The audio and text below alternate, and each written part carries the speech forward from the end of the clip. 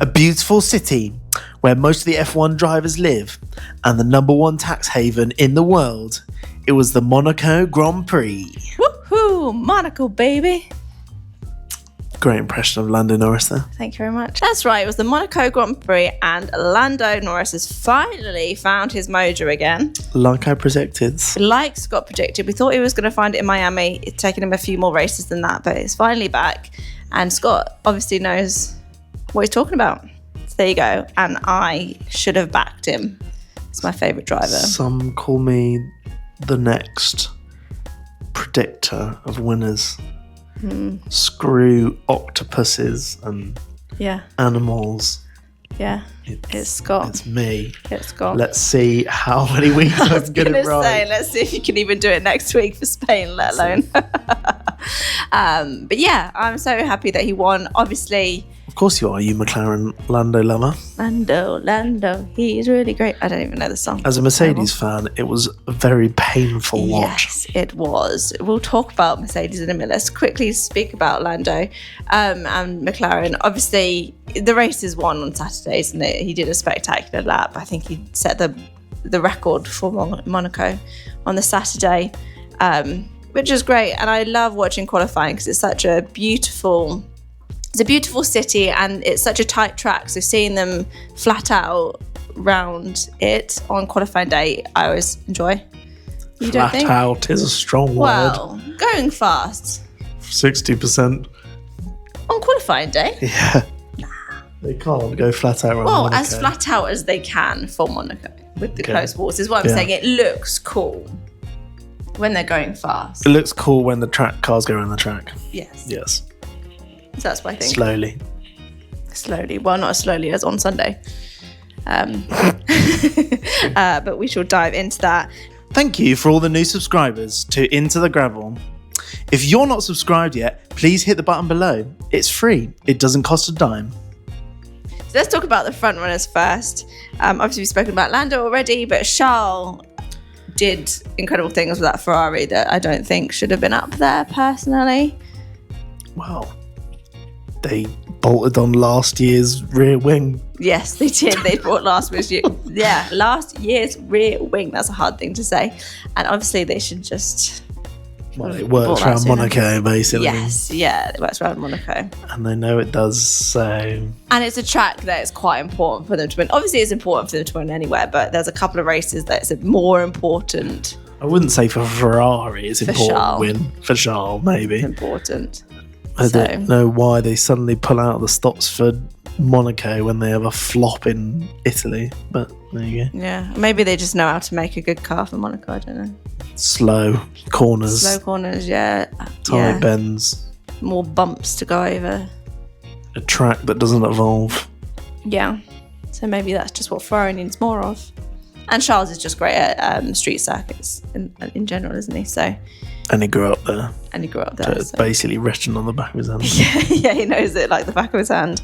But he did really well. Oscar, I think, was a bit more of a messy weekend for him, but I mean, he still finished on the podium, so can't really complain.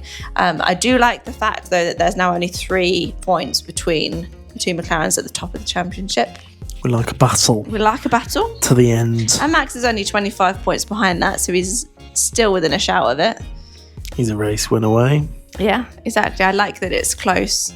Like that it's going to keep us guessing on our toes. So that is good. Guessing our toes? How many toes do you have? There's too many. No, I'm joking. Too many? Okay. Weird. This podcast has taken a weird turn. So let's talk about... Let's talk about Racing Bulls first, because they started this. And then we will talk about Williams and Mercedes, which I'm sure you are willing to rant about a little bit, being a Mercedes fan and seeing what happened to Mercedes. So, RB, Hadjar qualified brilliantly in 6th. Mm-hmm. And then they very much played the team game. Liam Lawson holding up the pack to get Isaac space to do his 2 stops. It's a bit of a dirty strategy, really, I think. But I can see why they did it. Hadjar then got his best race finish. Go on. Best race finish.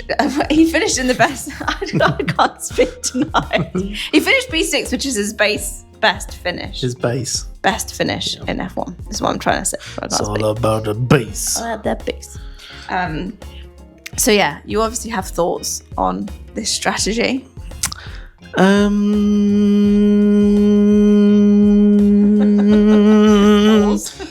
Yeah, it's not a strategy. It's just playing games. Yeah. And so it's boring. Yeah. Just like me talking about it is boring. It's boring. Yeah. It's just not fun to watch. No, So it's not. they need to, I think, take on George's feedback. To be blatantly honest, incredible. But it's not. But it's 2 years in a row feedback. Do you know it's consistent? Yeah. Last year he was recommending similar things. Yeah, he was. Yeah. Just press a button and start a range how everyone should have a sprinkler. Yeah. Just do it, man. Yeah. Like if you're gonna keep a historical track on the circuit, Gotta just shake it up. Obviously, they tried to with the 2-stop. Last year was 1-stop and it was boring. They drove too slowly. This year they were trying to do something different. They still drove too slowly. a lot of people just saying RB strategy forced their hand to basically copy the same strategy. Yeah, well, interestingly, I think Williams have had a lot more hate for it than RB. Yes. But I also feel like RB, it was for Williams, it seemed a lot more obvious. Yeah. And kind of slow and annoying. I feel like RB got it done. Like, Liam backed the pack up, but they got their pits done fairly quickly and then off Hadjar went. Whereas Williams dragged it out. And then once Alex had done his 2-stops, they then switched and let Carlos do the same thing. So it was way more obvious and way more slow. And obviously George was raging behind Alex. Did that naughty cut corner. Oh, I'm surprised he didn't do worse stuff. Yeah, I am. Like, for me, that's just like get out of the car, walk off. Yeah. Annoyed. Like, to be honest, I'm impressed that he pulled it together. Like sitting around that track. Just fuming. Yeah. While he knows he's being played by the team in front. It's not great. And I don't think any race on the F1 calendar that's decided by qualifying is just not good for the sport or the fans. I mean, they're all decided a little bit because these cars are hard to overtake, but when you go into track and you're like, Charles didn't even try to overtake Lando. Like, there was no real anything going on. You just know that's not going to happen. Max tried to make him do it. Max tried to make him do it. Max brought the pack close together, which was good. But yeah, back to George. That was my favorite part of the race. The anticipation of, is George actually gonna be a bit of a rebel here? Obviously, cut the corner, go into the advantage. Team's like, you should give the place back. He's like, nah. You don't really see George as the rebel, and I kind of like that he's broken the rules a bit. Made a statement. Yeah, I think. Yeah. I don't know. I don't have much to say, really. No. It's just a bit sad. Sad for you because it's Mercedes. I was like, this is it. Fascinating. Well, they're getting places. The thing is, they did have a really bad weekend. Yeah, they did. I think as well, though, you saw the Williams drivers afterwards. They didn't even want to do it. James Vowles didn't want to do it. He was texting Toto sorry during the race. Although, would he have been less sorry if it wasn't Mercedes behind him? If it was someone else? I don't know. I just think team strategies should be outlawed. It's just not good for the sport. No. In any way. Each driver out there should be racing for their own title. And I think it's a little bit where the Constructors' Championship being kind of the one that the teams focus on being a downside, because it doesn't produce good sport. And I think actually the fans prefer following the Drivers' Championship over the Constructors' Championship. And so I think Formula 1 FIA should make the Drivers' Championship the more appealing one to win for the teams. It should get more reward out of winning a Drivers' Championship than a Constructors. Well, it's interesting, isn't it? Because I think you're right, as fans, most fans, we have an interest in the Constructors, but I feel like the Drivers is front and centre of the fans' minds most of the time. Whereas, as you said, the Constructors, they'll do anything for those points. Yeah. And we should go back to when team orders were banned. Yeah. Like when Red Bull naughty did it when it was you weren't meant to do it. Yeah. But team orders suck and everyone knows it, but no, people still use it because they're trying to score points and they're trying to win. So and they only got 3 points. Was it really worth it, Williams? Was it really worth it? I don't know. I hope they don't do it again.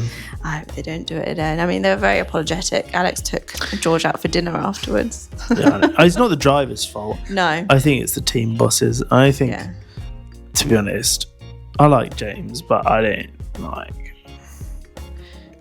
You can say sorry all you like. For a couple of points, for something you're not really going to win, like a Constructors' Championship, like it's one race... to just set the tone like that. It's not. Also, I feel like if you're saying sorry while you're doing it, you're not really that sorry. You're like, sorry. Yeah. It's like, sorry, I have to do this. Yeah. I mean, points mean so much for them down in the midfield because they're so hard to come by, aren't they? But there we go. That's something that might be fixed by extending the points to further down. Yeah, I haven't heard any more about that. I haven't heard any more of that. But like, if it was easier to pick up points, you wouldn't do that strategy for 1 point if 1 point wasn't really hard to come by in the midfield. If it didn't make that much difference, you wouldn't do it, would you? So that's just my fault. That's just my fault. Back to RB. I don't think they got that much flack for it, but as we said, they did it a bit cleaner.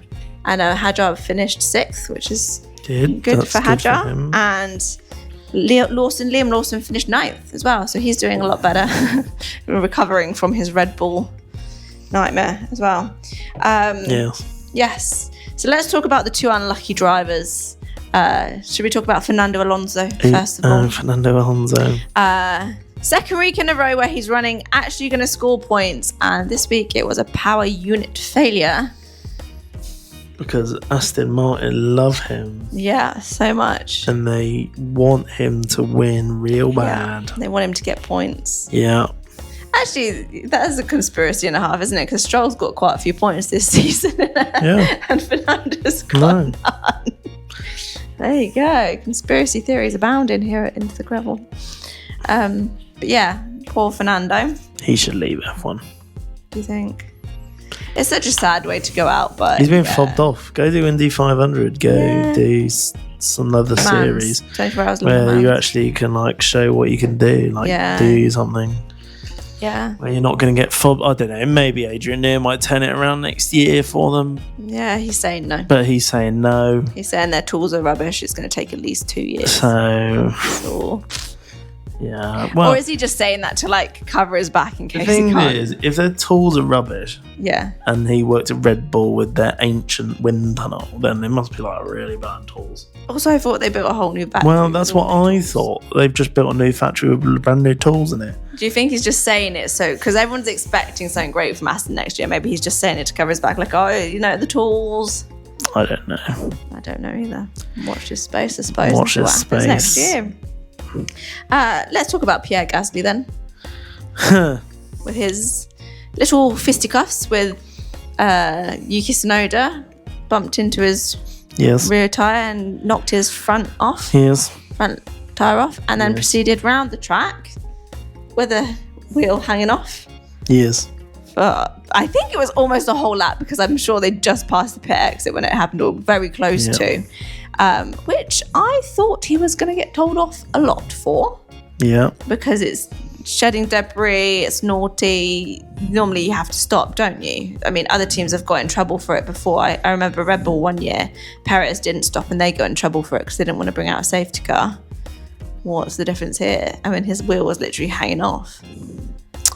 It's a conspiracy. Another conspiracy. Well, I believe it's conspiracy. Okay. My conspiracy is that the race director told him to come back to the pit lane. Because they don't want a red flag. Because they didn't want a red flag. Because it would mean that the two-stop strategy doesn't really exist. Because they just would have got another pit. All got a pit. And it would just be a one-stop, maybe. So... Because he only got a reprimand. He got a reprimand for the incident. And the incident, via the report by the FIA, also noted that he came back to the pit. Yeah. And didn't note, like, that he basically... people had to get in the way of the car and endanger people in the pit lane. Yeah.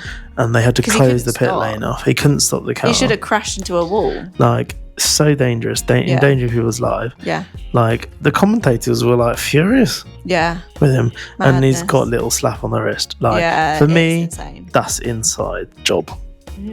Well, Flavio they've told him to come back. Oh, God. That's a conspiracy. To be honest, anywhere that Flavio goes... Conspiracy follows. Conspiracies abound, but it's not good. And like that's the sort of thing you see in NASCAR. Yeah, or IndyCar. We turned on the Indy 500 afterwards, didn't we? And it was chaos. And there was someone. To be honest, it was more interesting. It was more interesting. There was a lot happening, especially after Monaco, where nothing happened. Yeah. Made us remember why we don't fuel cars anymore. Multiple fires. Someone drove into their team in the pit lane. Loads of crashes. I mean, it was quite fun to watch, but chaos. Absolutely. I was like, if any of this happened in Formula One, there'd be like fines, outrage, grid penalties. Do the FIA not care about IndyCar? Maybe they don't do IndyCar. They don't do IndyCar. I don't think they touch it with a barge pole. Oh, that's why then. It's way too free and American for them. We don't want your rules. Exactly. But yeah, there we go. It was fun to watch. But yeah, back to Monaco. Yes. My only other point was moving on from Pierre Gasly onto his former teammate Esteban Ocon finished 7th. He did. In a Haas. Silently. Which has gone pretty under the radar. Yeah. So. Well done, Esty Bestie. What? Esty Bestie. Yeah. Have you got any other thoughts, comments, opinions on the Monaco Grand Prix? Let's see if they do it better next year. Yeah, see, 5-stop. I don't know. Will be interested to see if there's more official responses or they just let it all slide under the radar. Well, it's interesting, isn't it? Because in Imola last week, Pirelli brought a new compound to help with the overtaking and it actually worked. But here, the two-stop didn't work. So maybe they just need to invent some tyres that just like shred up. Maybe they're bringing Disney in because they were advertising the Disney X. Yeah, that's true. In the tunnel, so maybe they have to race the Disney characters. Disney coming to Monaco, maybe. This is their next move. It's like such an polar opposite thing. Imagine if they had an F1 race around a Disney park. That would be cool. That would be really cool. Pretty. And they will have to dress up as different. Yeah, exactly. That would be a joke. Max Verstappen could dress up as a princess. Which princess would he be? I don't know. A pretty one. A pretty one. Snow White. Snow White, okay. Yeah. Then he has to be awoken by his true love's kiss. Yeah. Which is, I don't know, Christian Horner. Well, this is something I'd like to explore further. If you think, what Disney characters would the F1 drivers be? Put a comment down below and let's see what crazy things people come up with. Yes. Yes. And on that note, we shall say a fond farewell. B flat. I don't know. What? You said on that note. Oh yeah, B flat. Okay. And we will say goodbye. We will see you for our Spanish Grand Prix preview and Spain is on Sunday. Whoop, whoop, whoop.